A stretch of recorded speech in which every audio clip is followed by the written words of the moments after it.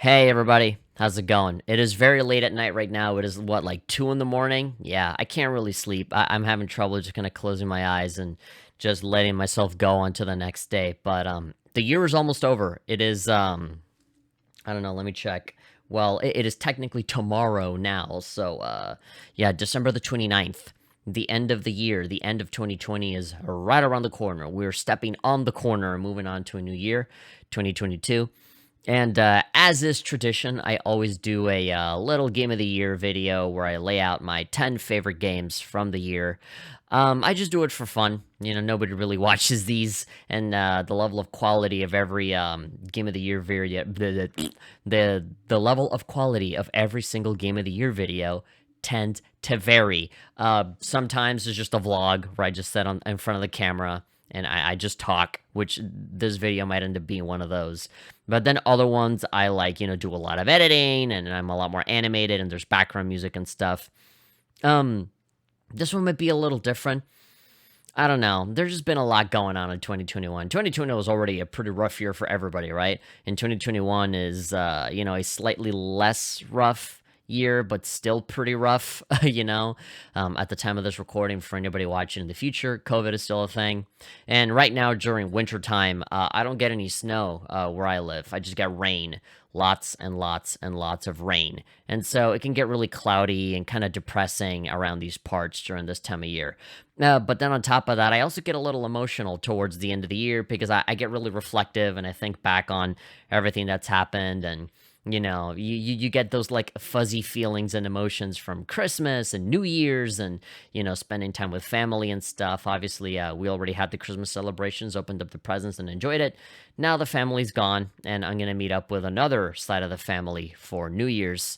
So we're not quite done with the festivities just yet. This is like this little awkward in between Christmas and New Year's where people are kind of going back to their normal routine, but they're still kind of chilling, not quite fully into work mode just yet. But yeah, I just get really reflective and kind of pensive and melancholic. I wouldn't say that I feel sad or anything. I really don't have anything to be sad about, really. But it's just those holiday emotions that you get the blues once in a while, and I just think about stuff. And so, amidst all of that stuff, because gaming is such a big part of my life, obviously all of the games that I've played this year kind of come up in my thoughts. And I realized that this year was not really wired into the mainstream stuff as it usually is. Usually, I'm really psyched about, whatever new game came out this year, especially with last year, right? With 2020. You had Final Fantasy VII Remake, you had Doom Eternal, you had Kingdom Hearts 3, I think. Shenmue 3, which I think out of all of the legendary games that nobody ever thought would ever come out, and then they did come out. I think Shenmue 3, that was the only one that was like kind of not very good, that didn't really deliver on the hype. All of the other ones did though. I remember being very, very happy with all of the big games that came out last year. And so 2021 is kind of like the post-nut clarity phase where we're still getting good games, right? But they're just kind of like not as hype as last year because the ones from last year were just so like explosively good, That is kind of tough to sort of top that. And so with 2021, on top of that, there were also just a lot of rehashes. What I mean by that, there was a lot of sequels, a lot of remakes, a lot of re-releases, a lot of expansion packs for older games, but they're kind of treated as like new releases. It is an expansion of an older game, but technically it kind of changes the game enough where it feels like a new 2021 release, right?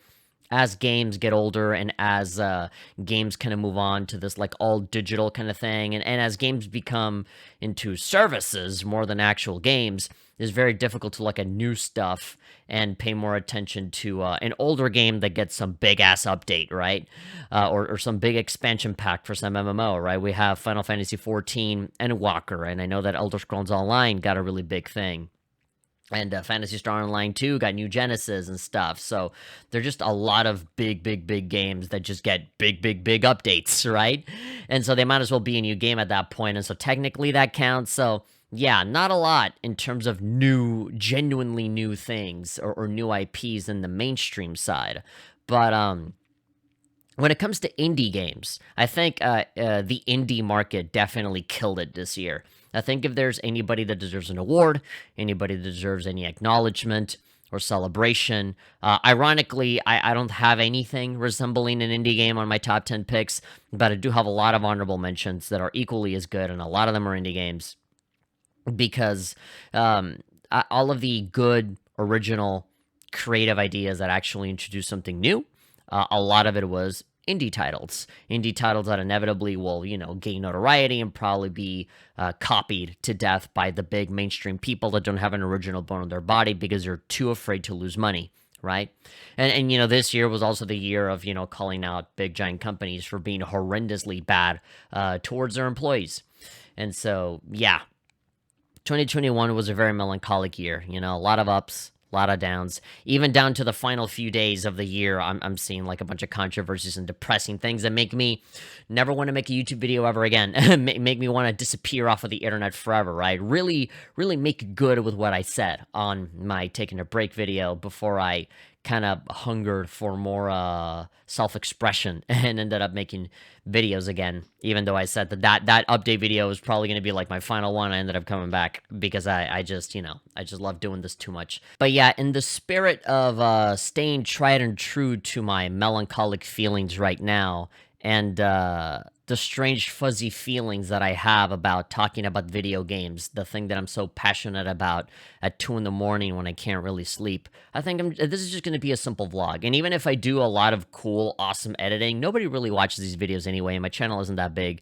I'm probably going to get like 50 views on this video, and that'll be it, just like all of my other videos. So it doesn't really matter. I'm just going to shoot the breeze with you guys, and I got my phone right here. And we're going to go through the honorable mentions first, like always, and then we're going to go through the last 10, which I very much have mixed up, all of them at random. There really isn't any game here that I would consider like my number one game of the year. In fact, I was listing out all the games, and I was like, which one out of all of these is like my number one, right? Which one do I like the most out of all of these? And I really couldn't find any. I mean, obviously, if they're a part of the top 10, that means I like them a lot, right? Game of the Year material, stuff that I definitely recommend above anything else.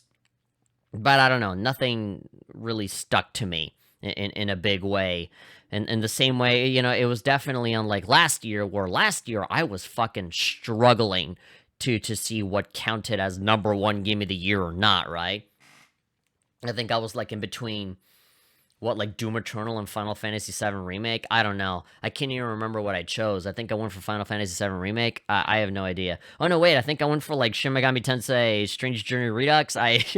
Yeah. But anyway, I am noticing that I'm kind of starting to ramble off into other things, and I'm going off on tangents. I think I'm just going to start the list, because otherwise this video is going to be, like, fucking 2 hours long. So let's just start with the honorable mentions. If you guys don't know what it is just a list of a ton of games that I played this year that I really enjoyed. They didn't quite make the list of top 10 best ones, but they are still really great games that I highly recommend that you guys check out.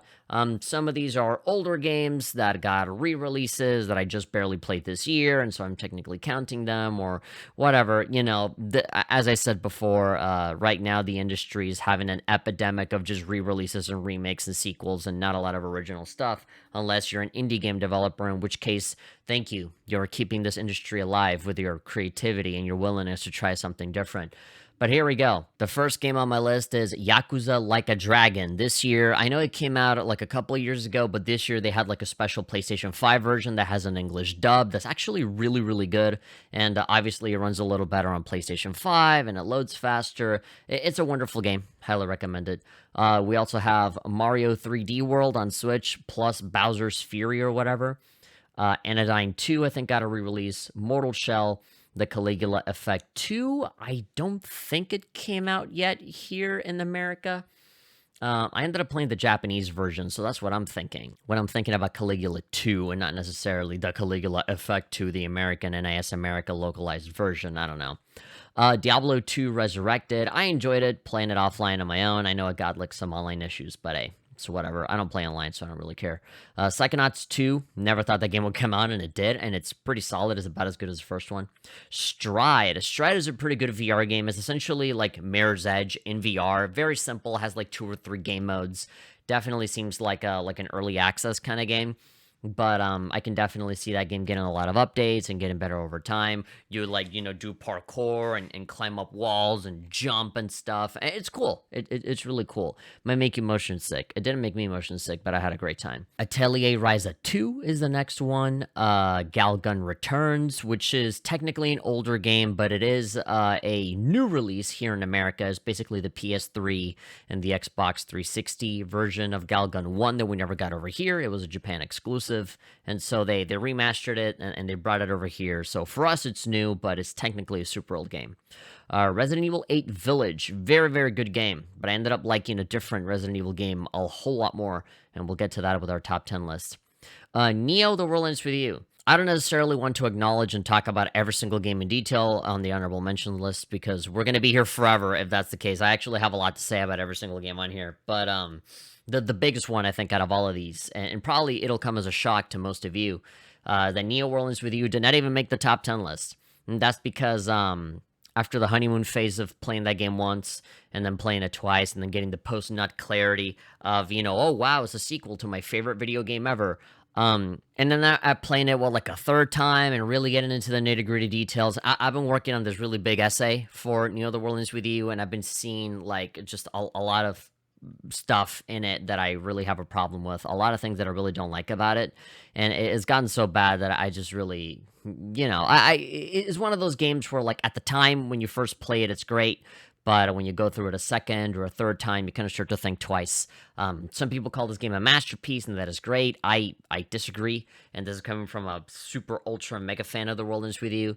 But hey, you'll see my video essay and on my super duper deep dive thoughts about it. That video is still a long ways off, but needless to say, that the game really isn't as good as I thought it was. It's good, it wouldn't be on my list if it wasn't, but it's just not this big amazing game that I was kind of expecting it to be.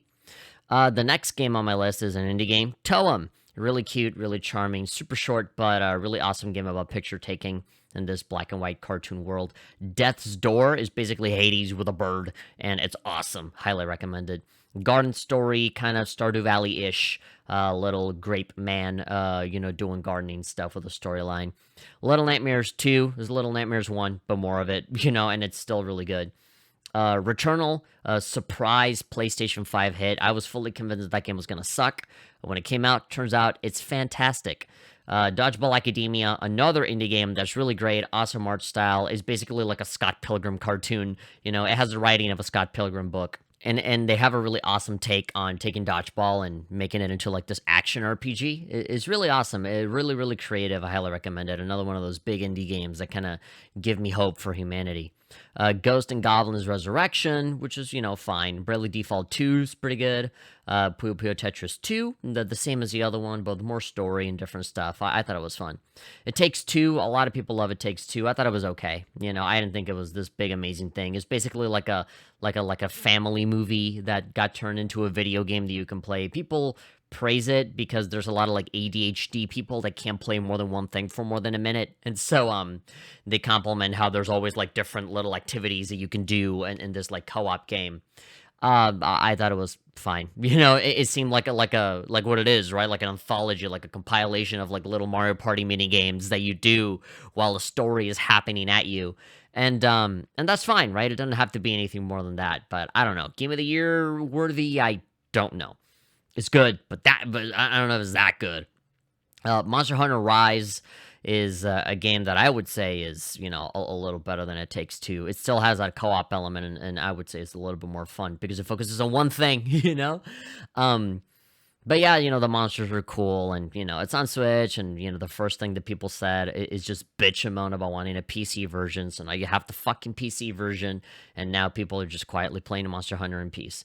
Binding of Isaac Repentance, so this is what I was saying, where, like, a lot of these games are kind of just older games being updated to the point where it kind of feels like a new game, and Binding of Isaac Repentance is definitely one of them. It was the final content update for Binding of Isaac after, I think, like, Afterbirth or whatever. I forget what the previous, versions were. I know there's a mod called, like, Afterlife or Afterbirth. I forget.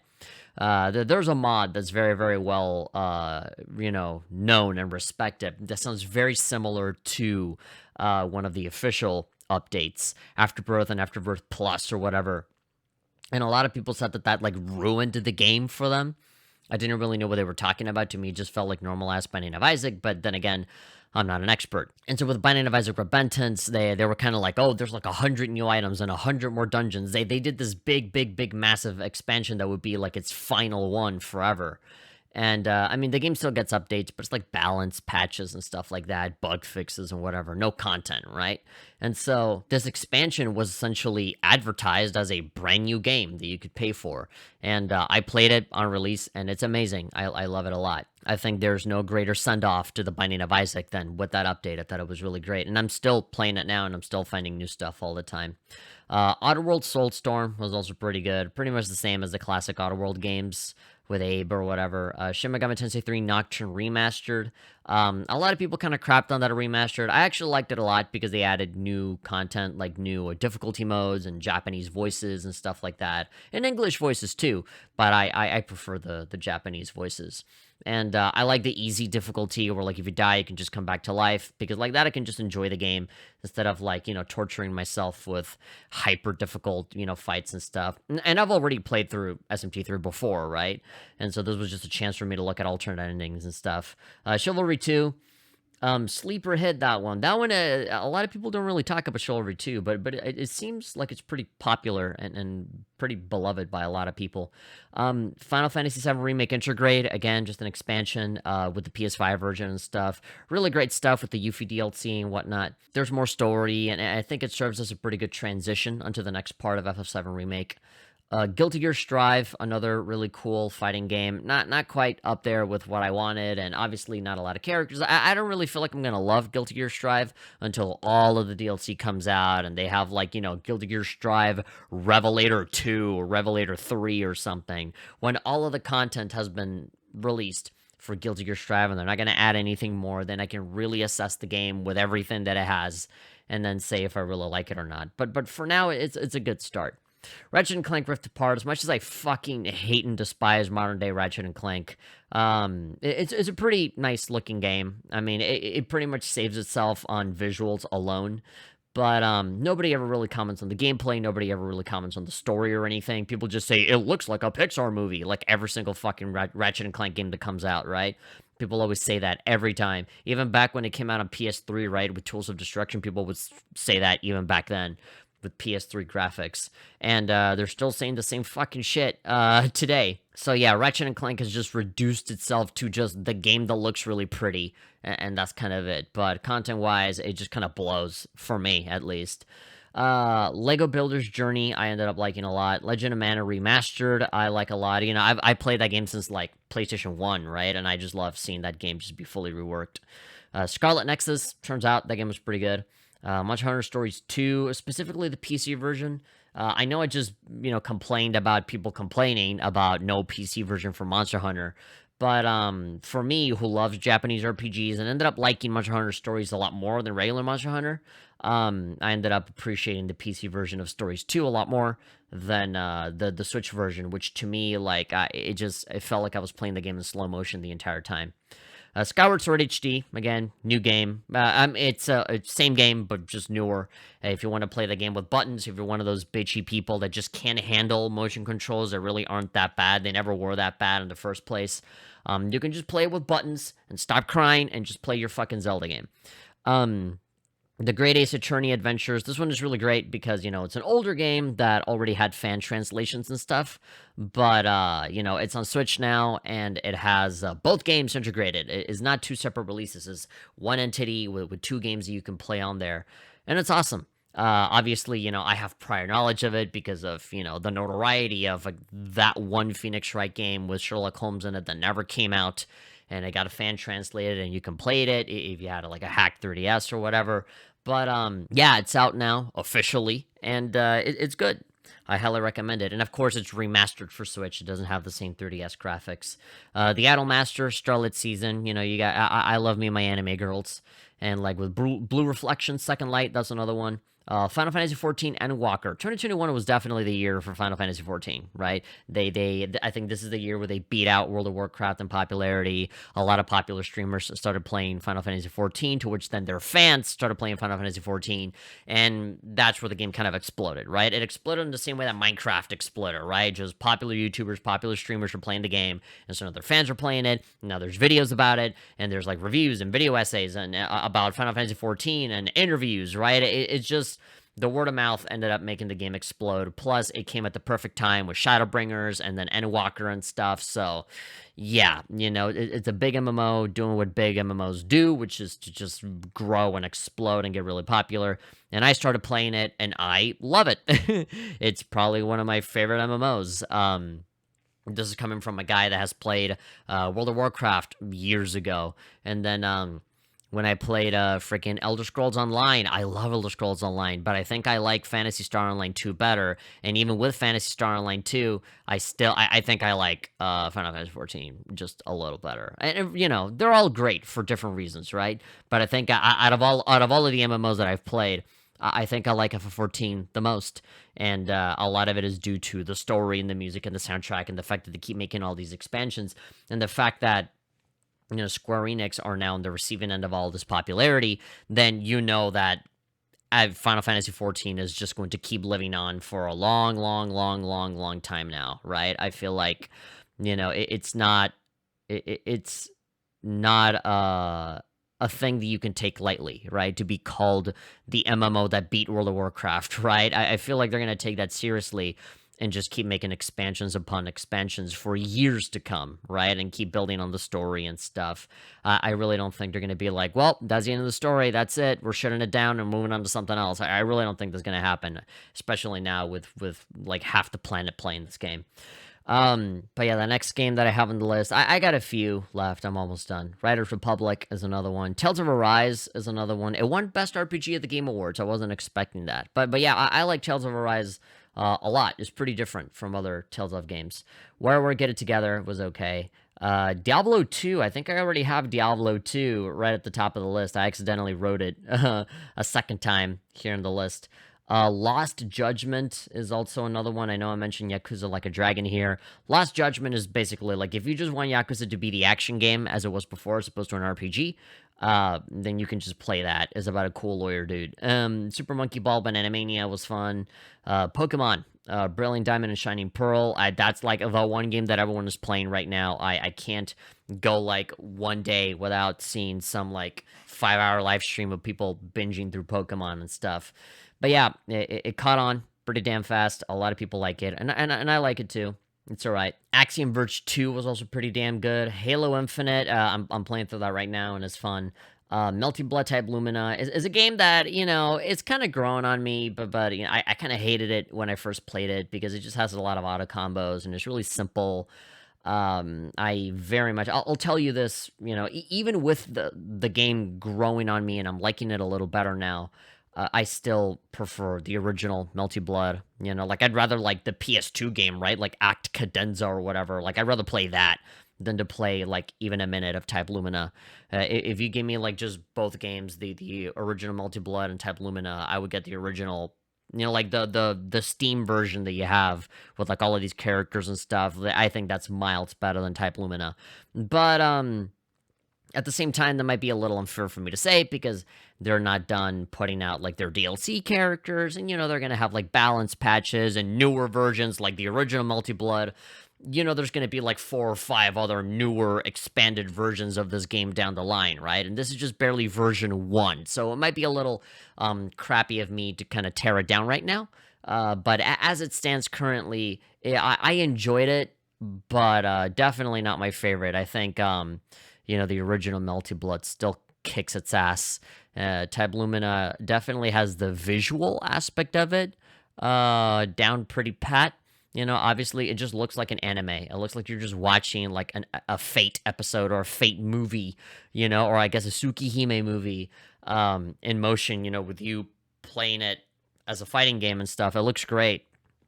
But when you're actually like holding the controller in your hand and you're playing it and you know just kind of mashing one button that kind of does everything for you, that's the part where it kind of kills it for me. It kills my boner immediately and it makes me not want to play it again.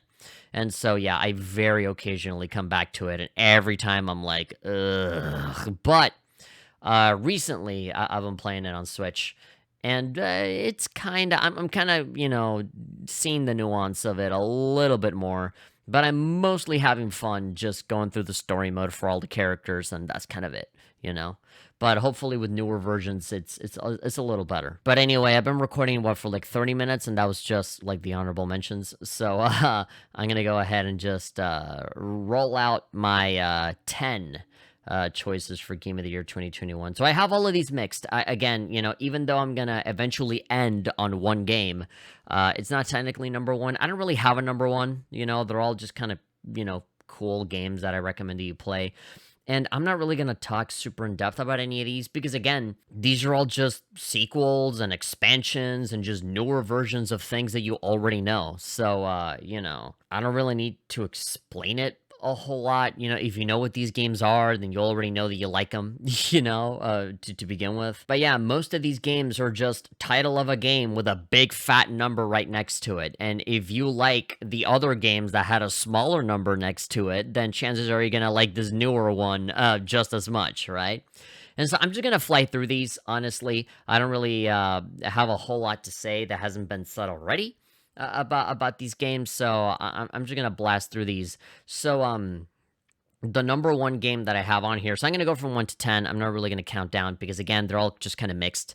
Game number one for Game of the Year 2021 is Hitman 3. I really enjoyed Hitman 3, especially in VR. The thing that really pushes this game from honorable mention to a full-on Game of the Year status is that they added VR to it, and I'm a big proponent of VR. I love VR games. It seems like every single time I do a Game of the Year list for like the last 3 or 4 years, there's always at least one VR game. I think there was one year where there were like 2 VR games. But yeah, I really, really love VR. I think it's a legitimate, you know, platform for really good games to come out. And there's another VR game coming out on my list that I want to talk about. I think VR has grown big enough to where you can very safely say that it's not a fad, is like a platform, is a certain way of playing games that is here to stay. And there's a lot of really great new original things that are coming out for it all the time. And so I always like seeing what cool VR games are out there. And so for PlayStation VR, you have Hitman 3. On PS4 specifically, I'm pretty sure you are able to do PlayStation VR on your PlayStation 5 as well, but you need like a special adapter, and you know you're technically running the PS4 version of the game and not the PS5 version. It's confusing. But you can play the game in VR, and that's what matters, right? You're fully immersed into this world. I still think that the PS VR headset is like the best headset out of all of them. I like it better than the Oculus headset. I like it better than the Vive and the Valve Index. That is like the most comfortable one that I've ever worn, ever, right? And I've never had a problem with the motion controllers and stuff like that. I've always loved it. And so being able to walk around and devising your plan to murder someone in this game is so much more fun when you're actually in it. And it definitely gives you like a different sense of the environment when you're in VR as opposed to playing on a flat screen TV where it's in third person and you can actually, you know, turn around and see what's behind you. And, you know, you get like a full 360 degree kind of view outside of your own vision, right?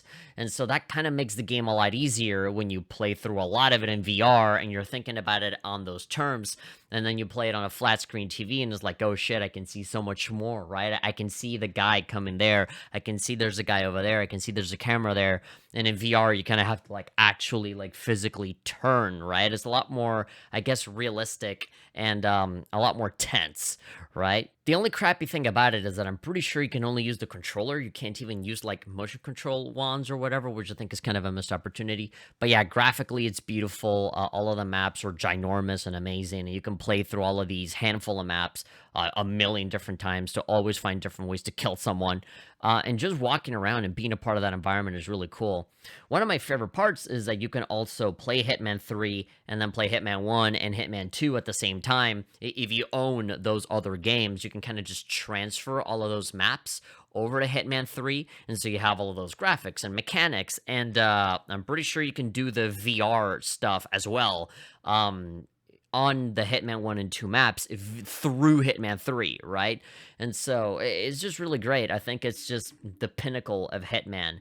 I think it's starting to reach the point where it's not really getting stale, but it does start to feel a little samey, right? They can't really do like a Hitman 4 and just have it be more maps, right? I feel like that was the biggest complaint from a lot of people is that it just kind of felt like more of the same. But that didn't really stop that more of the same also still being very, very, very good, right? Already on its own, without VR, it was already really good, especially with the PlayStation 5, with the better graphics and stuff like that. But for me, the PS4 version was kind of it because it had that virtual reality aspect to it, and that's what I really love to see. Big games getting these modes and really promoting the platform a lot more. But yeah, that was my number one. That was my 1 out of 10 game of the year, and now we have my second game out of the 10, and that's a Nier Reincarnation. And so, again, moving on with the pattern that you're seeing on the honorable mentions list and here on this list, just older games, but they're kind of newer again. So the original Nier is a game that I was obviously aware of. A lot of people talked about it back in the day. I remember there being like X-Play reviews and stuff like that, and I remember reading it in like magazines like Game Informer and whatnot. I also remember a lot of complaints about the game, that the game, gameplay-wise, the combat isn't very smooth, or I think there were, like, loading technical issues. People complained that the story was a little weird, stuff like that. I remember people giving it, like, 6 or 7s and saying that, it was kind of okay. But now Yoko Taro has come in and continued being the genius that he is and started working on Nier Reincarnation, which is kind of like a remaster slash remake. It's like half remaster, half remake, where they improve on pretty much everything about the game.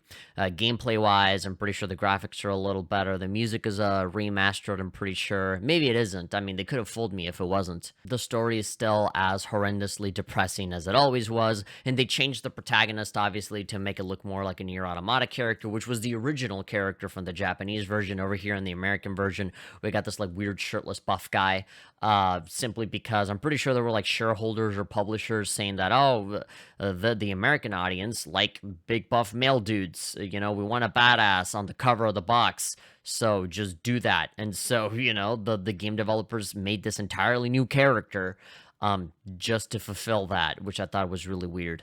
But now, because we live in much better times, less stupider times, they actually brought back the original dude and not the big buff guy. But yeah, there really isn't a whole lot here for me to say. If you've already played the original Nier, then you kind of know what you're getting into, except that now the game is miles and miles and miles better than it was before.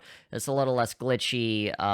The combat and everything feels a lot more akin to newer titles. Everything feels smoother, runs better, sounds better, plays better. I feel like this is the game that we should have gotten back in the day during the PS3 and Xbox 360 days, as opposed to what we got way back when. And so because of the success of Nier Automata, then I'm very glad to see that Yoko Taro was given this chance to essentially correct a lot of the mistakes of the previous game. And yeah, I feel like it pays dividends. I think they did a really, really good job at just improving that older game, and I think it was very much worth it, especially now that people just love 2B and they love Nier Automata and stuff. This was a real, and now that they also had the mobile game for Nier that is also apparently really, really good.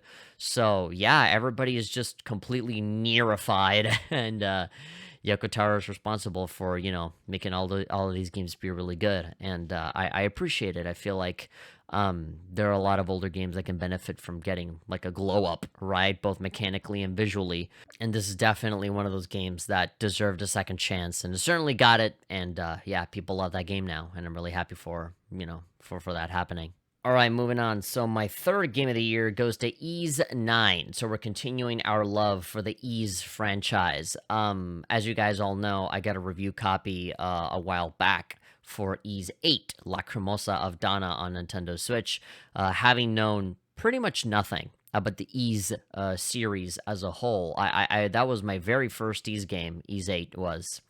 And I loved it. I fell in love with the series ever since then. And ever since playing Ys 8, I have played Ys 1, I've played Ys 2, I played that Trials in the Sky and Ys crossover fighting game.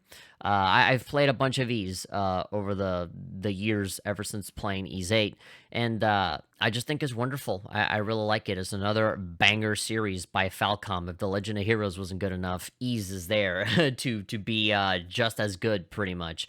And so Ys 9 came out, and they really made good on, especially the PC version, on giving you a lot of options for like ultra wide and frame rate and resolution and stuff like that, because they did have some controversies with Ys 8 that it didn't really live up to the standards, from the localization to the gameplay and the bugs and stuff like that. And now they've kind of made it a point, to have the PC port be like super duper snazzy. And so that's a really cool thing to see. Unfortunately for me, I ended up playing the Switch version that doesn't have any of that. But it was still really fun, and it was still really good. I still really enjoyed going through the prison city of Balduke and getting to know all of the monstrums and seeing the story and the lore and just exploring around and talking to people. Falcom is really, really good at creating lovable characters and great dialogue and awesome banter between characters and stuff. And just like Ys 8 before this game, it has a lot of crazy plot twists and confusing things that kind of get explained in a really awesome way. The main like character in the story, Aprilis, right alongside Adol, is also like just so great. I love her design and stuff. I like the monster designs, of course. The monster designs have always been really cool, right? But in particular here, the Monstrum Nox or whatever, the Grimwald Nox, that's what they were called. Yeah, the world that summons all of those monsters. And the way that they kind of like have the fights happen as you explore the city and gain more abilities, and you're flying through the town, and you have all of these like little portals that are kind of like the random encounters for you to fight enemies and stuff. The fighting is still really fun, just like Ys 8, 3D action oriented kind of stuff, with new characters along the way that you can switch to on the fly, getting little upgrades as you progress through the game. They give you access to new things and then get to know new characters. You have side quests, all of that typical Falcom goodness, and it's great. It's technically a little bit more of the same from Ys 8. In Ys 8 you were in a deserted island, and here you're stuck in a prison city. Like, the prison itself is the other way around. The city itself is the prison for Adol, right? Who can't leave, kind of like being in the stranded island or whatever. And so you're uncovering lore and getting to know characters and stuff like that. And there's a lot of fan service where they try to connect this game with other previous games and stuff, and in a fun sort of reference-y kind of way, almost like a video game parody. But it's fun, right? Despite how much dialogue and story the Ys games tend to have, they never forget that they're video games, right? And so they give you these large chunks of action to work with. And I think these games have proven themselves to be consistently fun and consistently great every single time. Really touching and emotional in many times. But yeah, I picked the absolute worst version to play, which was the Switch version. And when they advertised all of these great features for the PC version, it really makes you want to go on Steam and just kind of play through the whole game again, right? With better frame rate and stuff, and maybe even play through Ys 8 again, because yeah, I feel like these games are good enough that they deserve to be played in the best possible specs, I think. All right, so we got game number 4 coming up next. Another Switch game, but it definitely runs a lot better. It's called Metroid Dread. Metroid 5, as a lot of people... Well, actually, not many people call it. Barely anybody calls it that. They just call it Metroid Dread.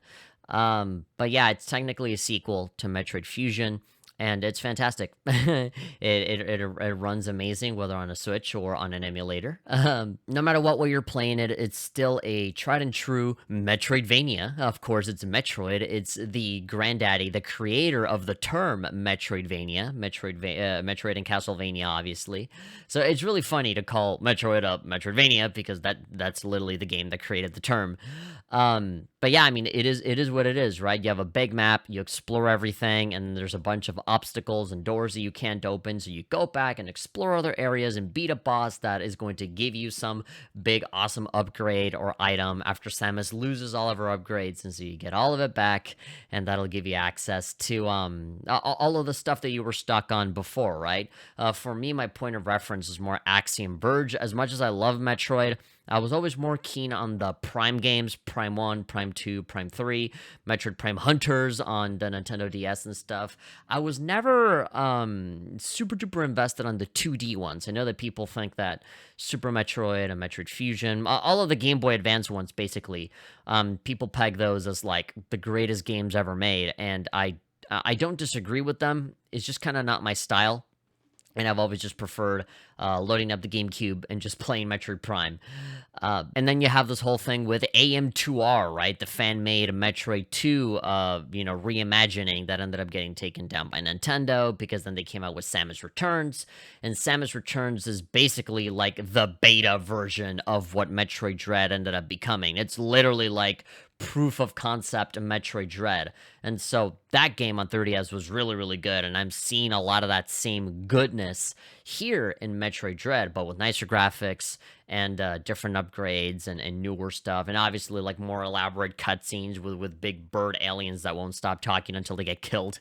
But like, I liked it. It's cool. There really isn't a whole lot for me to say. Like, if you know what Metroid is, then you know what this game is, and it's fantastic. It's definitely a return to form in many ways, but also a breath of fresh air when you miss games like these, right? So much when you're waiting for a game like this for such a long time, right? In 2020, we had Final Fantasy VII and Kingdom Hearts and all that stuff, and I feel like for this year, this was that big, like, game that nobody ever thought would come out, but it ended up coming out, right? And it was a very short marketing cycle, right? Like, it was announced, and I think like a couple months after that, it was released, right? It was very short. As soon as we knew it existed, it was already on its way out, and it came out, and people absolutely adored it. I adored it. I thought it was great, and I highly, highly recommend it if you want to get a good dose and a good mixture of both, like old classic Metroid and a little bit of new Metroid.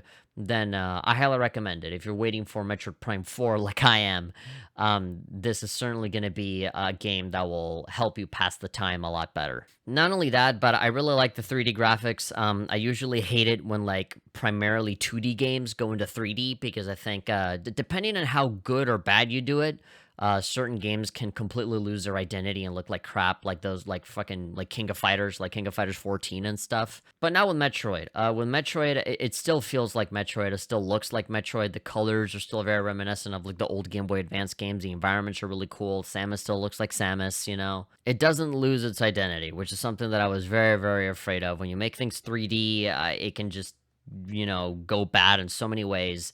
And here, I would say that it benefits from the 3D, right? While still keeping the gameplay 2D, right? And so I just think it's awesome. It's such a well-handled game. I feel like there's so many things that could have gone wrong with a new 2D Metroid game because they were obviously going to make it, with 3D graphics. And yeah, it ended up working out pretty well for everybody. Okay, so here we go. The 5th game out of the 10 that I have for Game of the Year is the other VR game that I was talking about. So I consider Hitman 3 a VR game because that's primarily how I played it.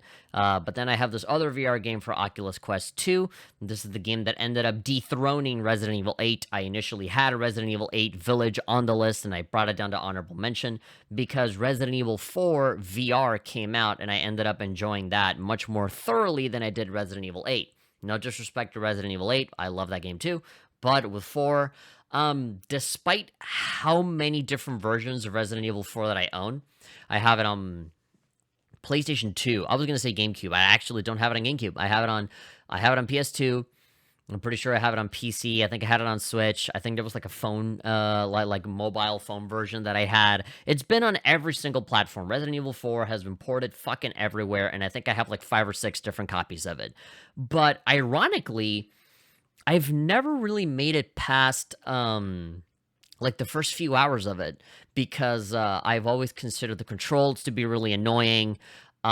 The game gets kind of hard after a while. I always feel like I got to look up a walkthrough to be like, okay, in what part of the game should I like get the rocket launcher to one-shot bosses and stuff? Having to, manage all of the inventory and getting killed by like enemies that are behind me. Just, it's mostly the controls. Having to move around with the tank controls and taking care of Ashley all the time. It was just annoying. And so with Resident Evil 4 VR, that problem is just kind of thrown off into the wayside, right? You can actually move faster and you can turn around whenever you need to. Taking care of Ashley, it is a different pain in the ass because obviously it's first person perspective, right? So you literally have to like keep, looking back to make sure that Ashley is still hanging around with you, right? You can't see her via a third person perspective. You're literally there and you have to turn around and make sure that she's fine. And so sound becomes much more important in that case because you got to hear her screaming for help. And then that's when you turn tail and start shooting zombies, right? But I think that's part of the intensity of the game, right? That's part of the excitement, right? When things kind of go wrong and you have to sort of, learn how to react in these situations where you have to pause the game and see what weapons you want and assign everything. And, you pull out your shotgun here and you pull out your pistol over here. With the sitting, I always played the game sitting down. And I think that's a lot better than playing it standing up because standing up, you have to like really reach out for your hip and do these very specific motions. When you're sitting down, there's almost like a little interface in front of you. And so you kind of just grab the gun out of thin air, and it's just really awesome. Looking at the weapons from up close and looking at all of the same secrets, all of the same little nooks and crannies that you will look at before. It's a lot more immersive now, where you can go and just grab like money or grab like two herbs and then combine them to make like a double herb and stuff, right? It's so much fun. It's so much more fun, and it revitalizes the entire experience when everything is so much more tactile and direct and fast. Everything just flows very well, right? Resident Evil 4 is definitely the culmination of many smaller games introducing concepts for comfort, introducing concepts for controls, right?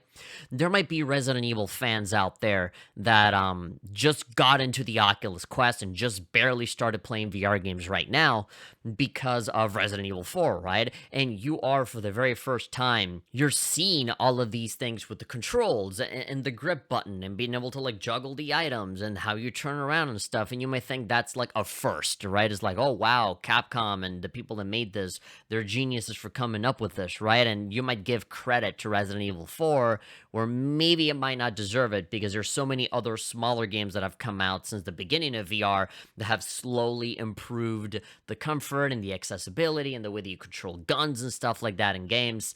And so I feel like there's dozens and dozens of smaller games that walked and crawled so that Resident Evil 4 VR could run, right?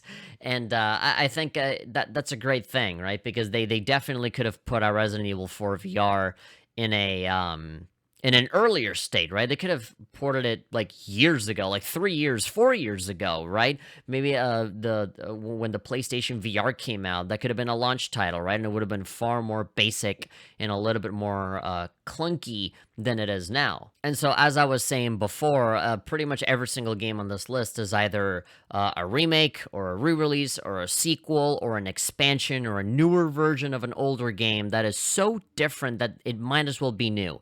And for me, considering that I have played Resident Evil 4 a million times and I never even got into the halfway point, I never got into the halfway point because it got too annoying or it got too hard or whatever. And then here comes this like virtual reality version of that exact same game. And I'm just plowing through it. I'm just powering through it and loving every single second of it, right? It's kind of like what happened to me with Borderlands 2, right? Borderlands 2 on a regular flat screen TV, I kind of hated it because like the writing was so crap and juvenile. And I really didn't enjoy it, even with like the Tiny Tina DLC and stuff like that. A lot of it just wasn't really resonating with me. But then the VR version came out on PlayStation VR, and like I binged on that game for so long, right? And so same thing here with Resident Evil 4 VR. It's a game that I've played a bunch of times, never really got super duper into it, despite me really liking the idea of it. But then put it in VR, and it's a completely different experience, and I would argue is a much, much better experience. The only bad thing is that it's just the bare bones campaign. There's no like Ada Wong, expansion or anything like that. It's just bare bones Resident Evil 4 VR. It doesn't even have like the extra modes or anything like that. It's kind of a shame that how bare bones it is.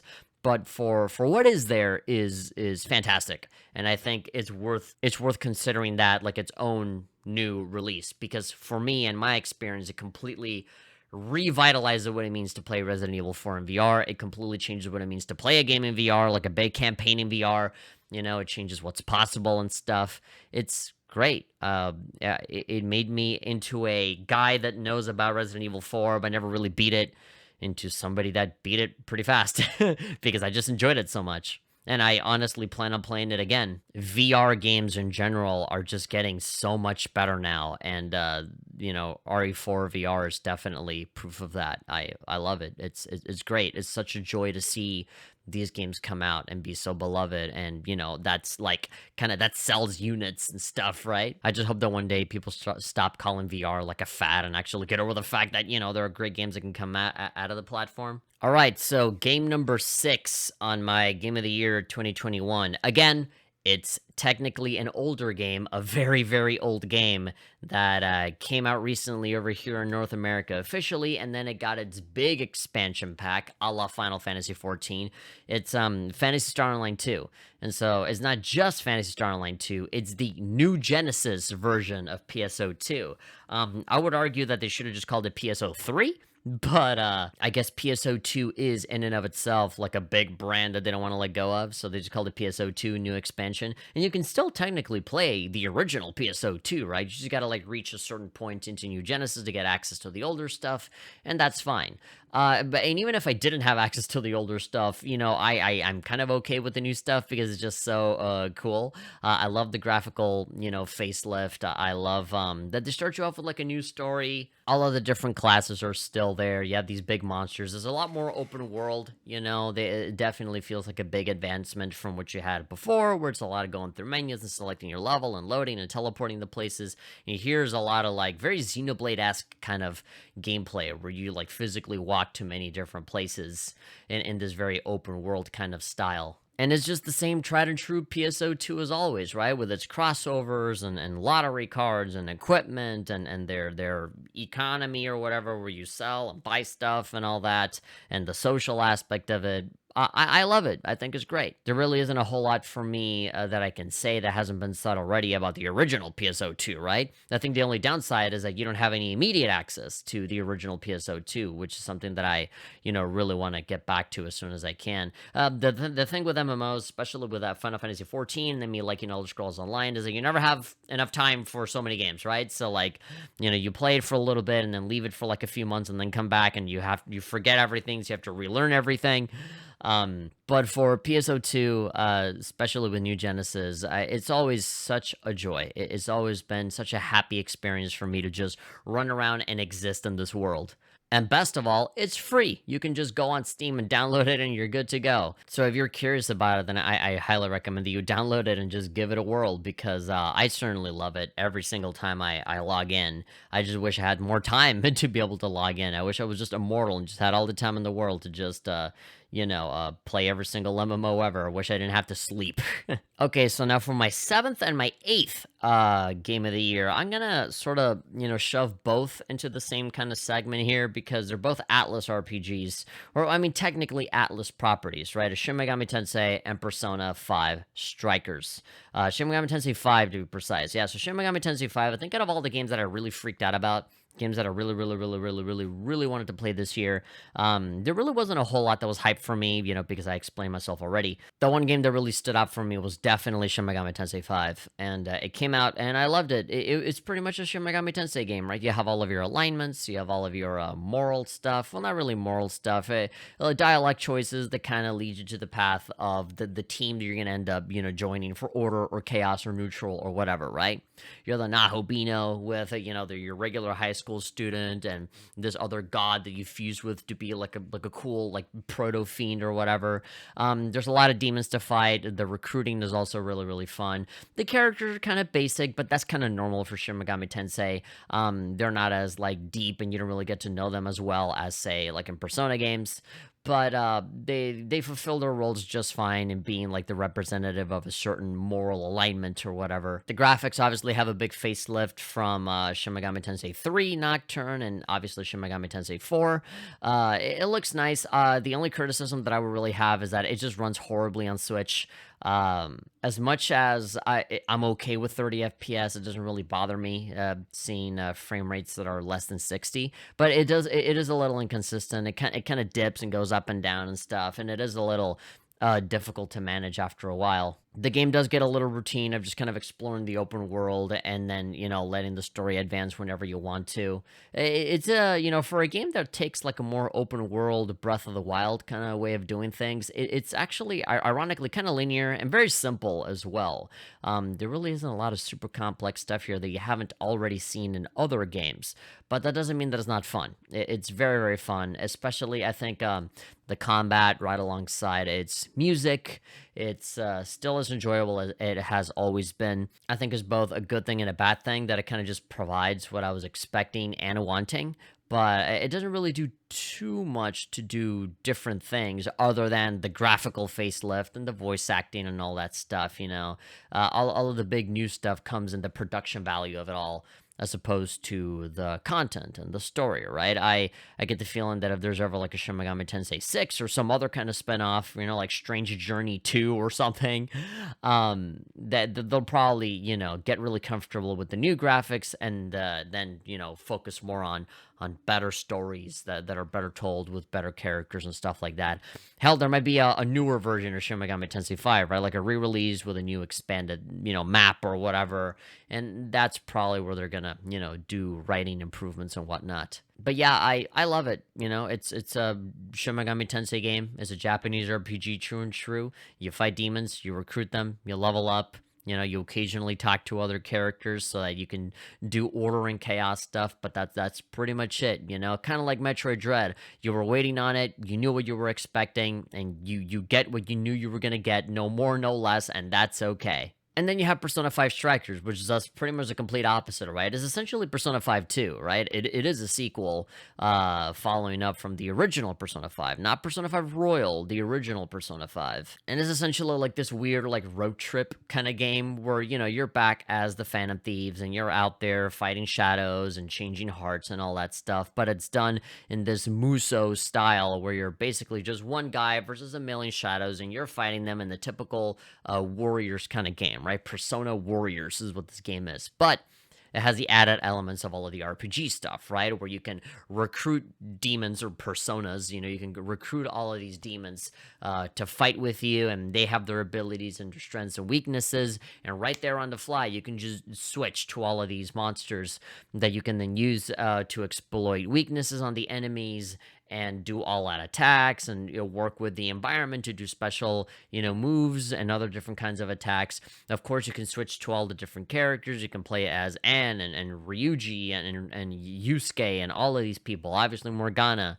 They all have their little Muso-style attacks and special abilities, and they have their own personas. And of course, you have a couple of brand new characters in here that are introduced into the story. It's a great time. I really like that the people that made this game really went through the trouble to make it feel like a true Persona 5 experience, and not just like other Muso games where it's just kind of like a lot of menus and generic like faceless soldiers that has like a mask that covers their eyes. The enemy forces are coming, sir. Like every single Muso game in existence where they just have like generic soldiers talking. The enemy has taken our territory. We must counterattack. Here, it's very, very grounded on it being a sequel to Persona 5. And it pretty much delivers on that and then some, right? Like, the story is just as crazy, and all of the characters are just as lovable. There's, English and Japanese dub for all of the characters. I was kind of afraid that because this wasn't really like an Atlas game, it was like an Omega Force kind of thing, that maybe they might skimp out on an English dub and instead just do the Japanese one, like with Persona Q2. But no, everything is here. All of the style, all of the substance, all of the, fun gameplay is here. I know that people were worried that Atlas might like go the action RPG route and have the Persona games not really be turn-based RPGs anymore, which would make me really sad.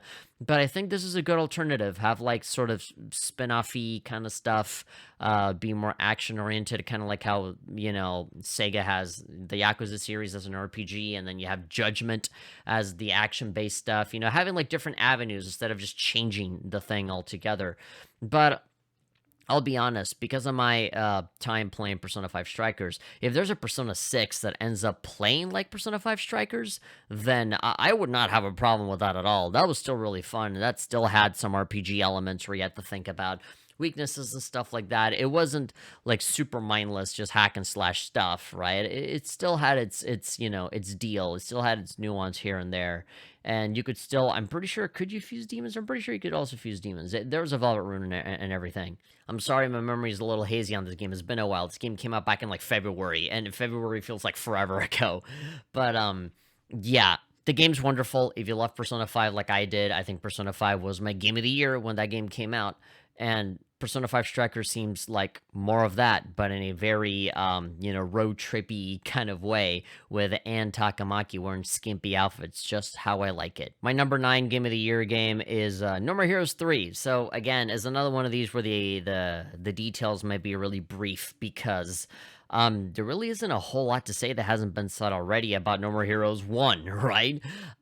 This is very much a follow-up to No More Heroes 1, where you're like, in town doing odd jobs and stuff, and then breaking up that with, assassinations, where you go and fight a boss in its own crazy and wacky way that Suda51 knows how to do. You play as Travis Touchdown again, and he's great in it too. His performance is awesome. A lot of like references and crass humor. To me, every single Suda51 game has felt like a grindhouse movie. It feels like Suda51 is like the Quentin Tarantino of like video games, right? Because it just has that style and violence and craziness to it. I would say Suda51 is more crazy. Tarantino does like to keep things just a little bit more coherent, but Suda51 definitely has his own take on it. You play this on Switch, so you have your pro controller, but still working the beam katana and doing different finishers and stuff like that, wrestling moves and whatnot.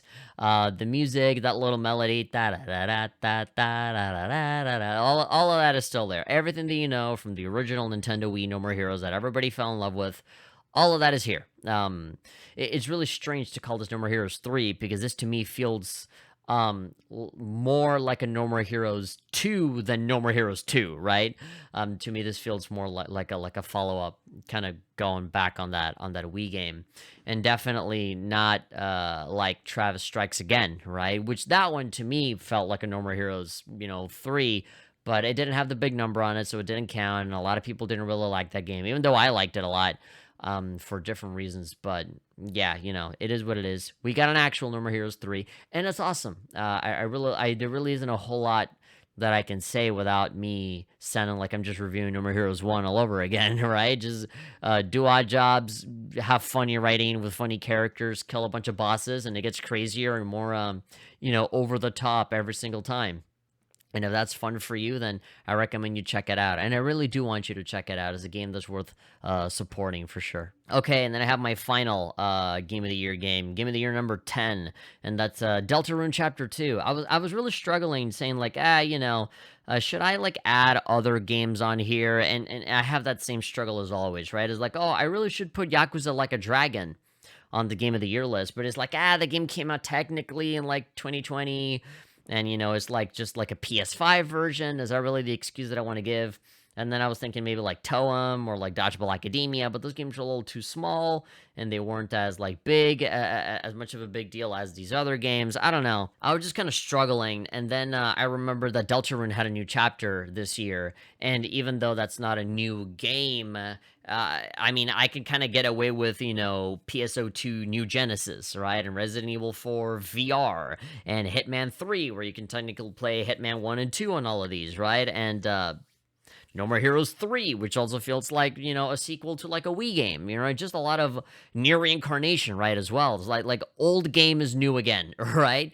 And so what better game to have now than Toby Fox absolutely killing it with Deltarune, right? And Deltarune technically came out a while back with Chapter 1, and Chapter 2 is essentially a whole brand new thing, like a full 8 hours of just new content, new story, a whole new little story arc with a new world to explore, new enemies, and you even have an alternative, almost like genocide route kind of thing. Not quite genocide route, but definitely like a more evil sort of route that might have greater implications for future chapters, right? I really wonder how, what route you're going to take.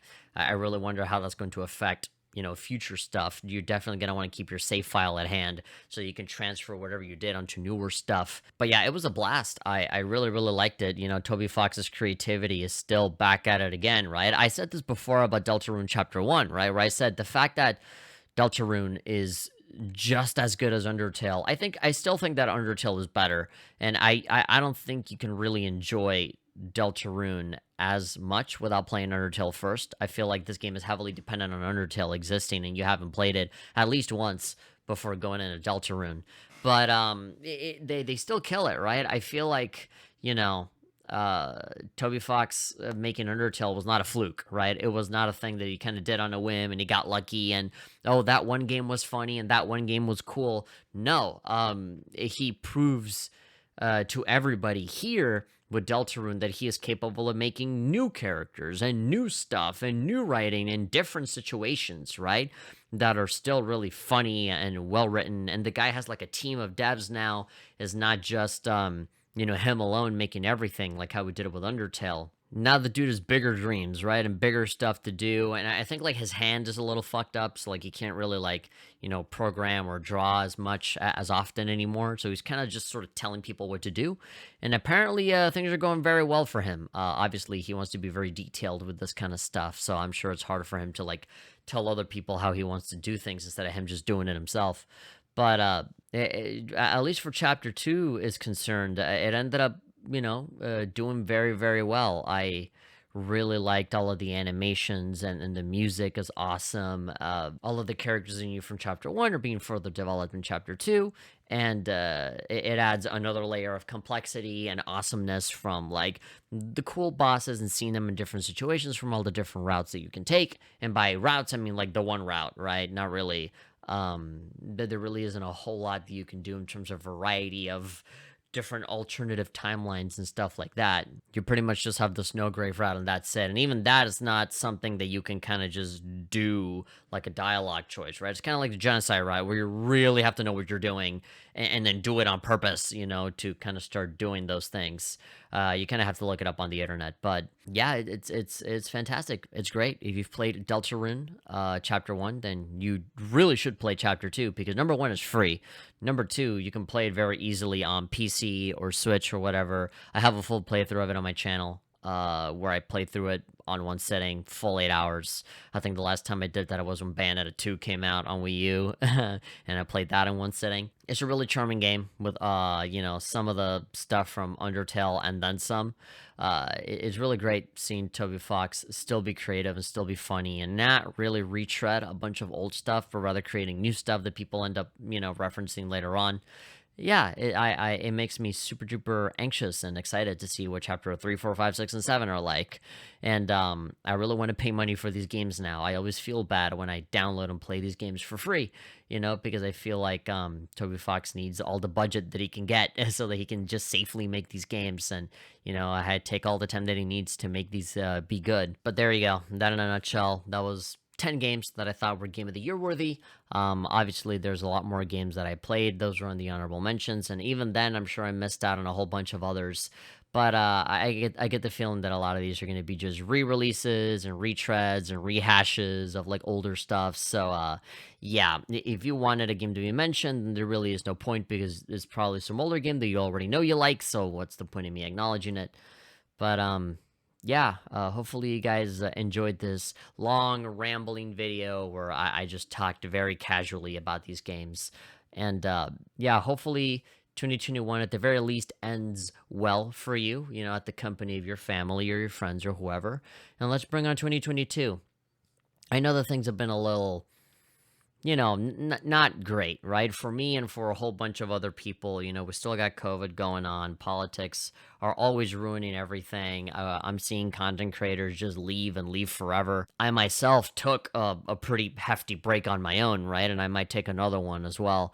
But, we can't give up, right? Let's stay positive and just stay busy and keep working and aim for, cool stuff to happen, right? We can't, failure only happens when you give up. So let's all just try and be nice to each other and try to greet the brand new year of 2022 with the biggest smile that we can possibly muster.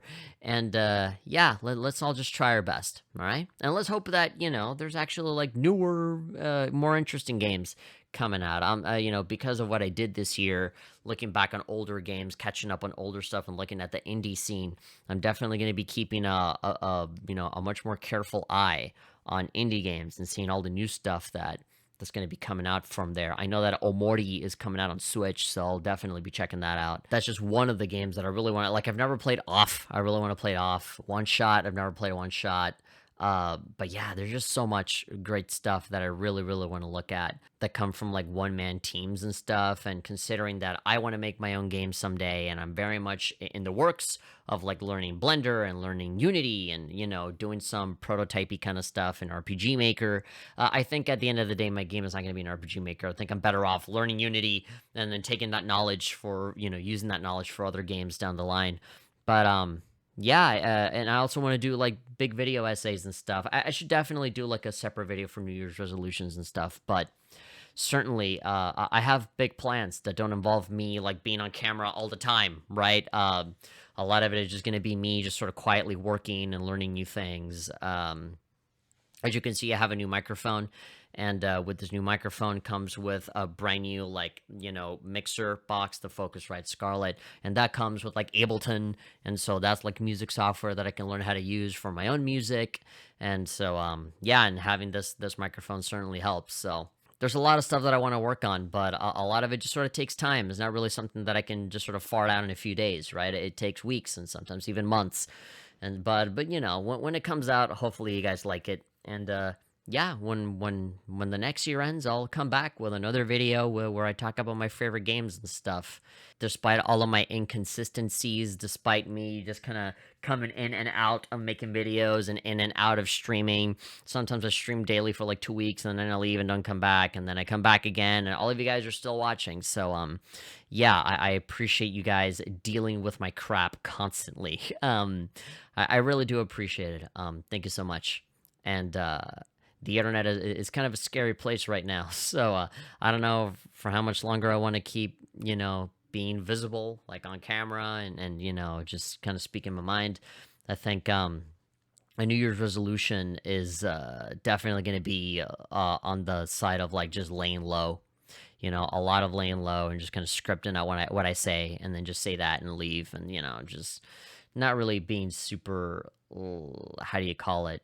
Unscripted and unhinged, because that's usually what gets people into trouble. But anyway, I'm rambling again. So thank you very much for listening. I'll see you guys next time. Okay, thanks.